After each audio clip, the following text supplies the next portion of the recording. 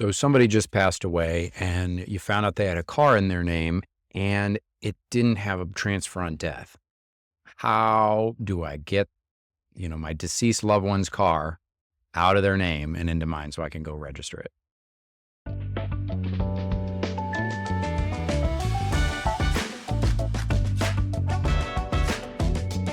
Hi, my name is Dan Schnurbush. I'm an estate and probate attorney out of St. Charles, Missouri. We serve clients across the state of Missouri.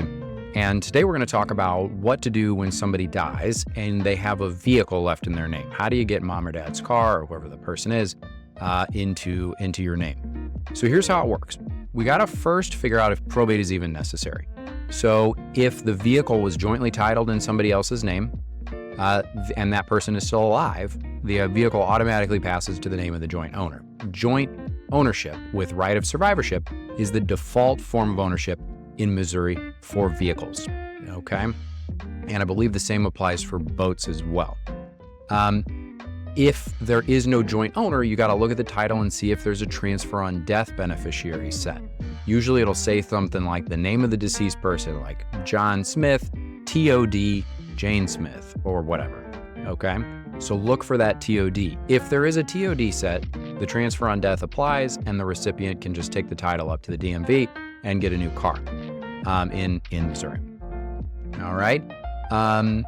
Get a new title transferred into their name. So, and if it does require probate, so for some reason there is no joint owner or there is no transfer on death and it's not in a trust or anything like that, which is very uncommon, then the vehicle in Missouri is going to require probate, unfortunately, in most cases.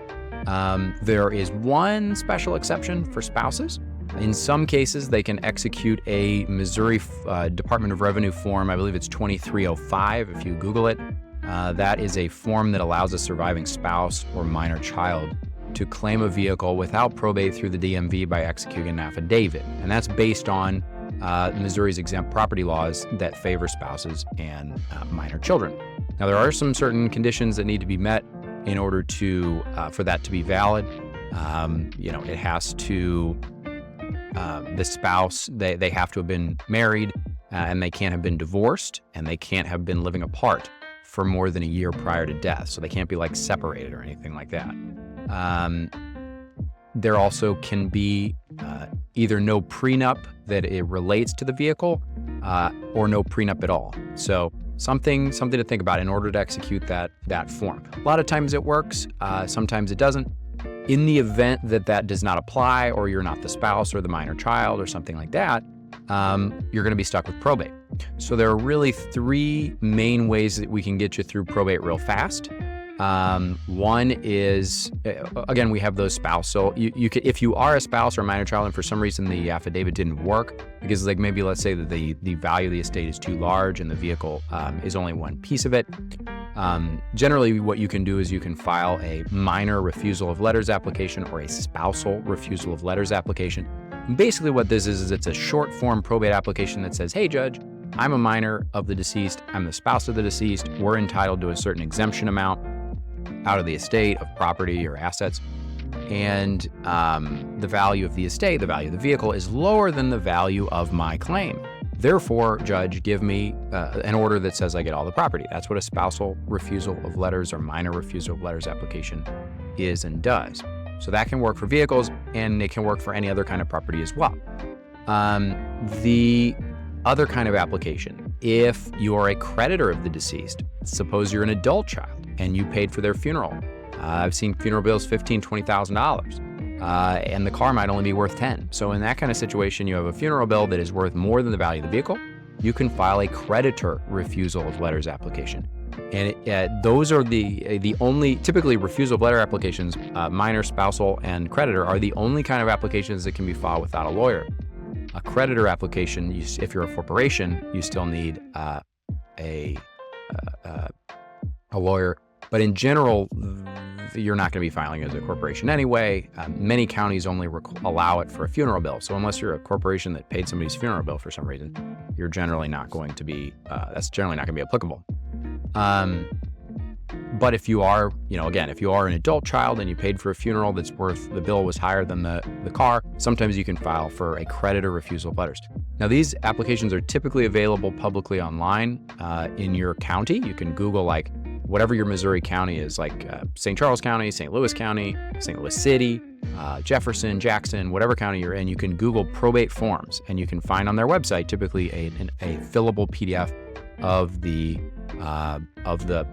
creditor refusal of letters court forms, as well as the minor and spousal refusal of letters options. Again, these are the only options that can be filed without an attorney in most Missouri counties. So something to look into if you think this might apply to you.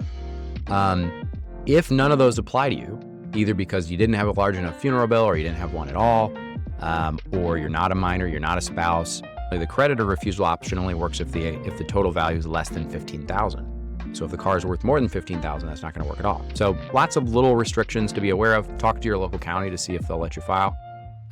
If not, then you're going to be stuck doing either a small estate affidavit, which is anytime the estate is under $40,000, and you are a taker from the estate, an heir of the estate. You have to be a spouse, a child, a beneficiary under the will, something like that, in order to file for small estate. But you do need a lawyer to file a small estate in most Missouri counties. Sometimes you go out to more rural counties, they'll let you file small estate without an attorney.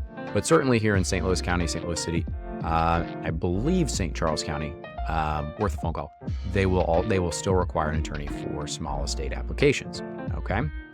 Now, if none of these apply, if the total value of the estate is over $40,000, maybe they had 2 cars, or maybe they had a car and a house, then you're going to need to go to, if it's within a year of death, you're going to need to go to full probate. Full probate administration is that longer process to get through it. The full administration usually takes 8 to 12 months, sometimes longer, and at the end you'll get a distribution order that you'll take to the DMV. Those are and the other form of probate would be a determination of heirship, and this would be if the value of the estate exceeds $40,000 and it is longer than 1 year since death. So you can see there's lots of different channels to go through probate, and this is why it's often helpful to have an attorney go through this with you. But and in many cases, again, you're required, but whatever.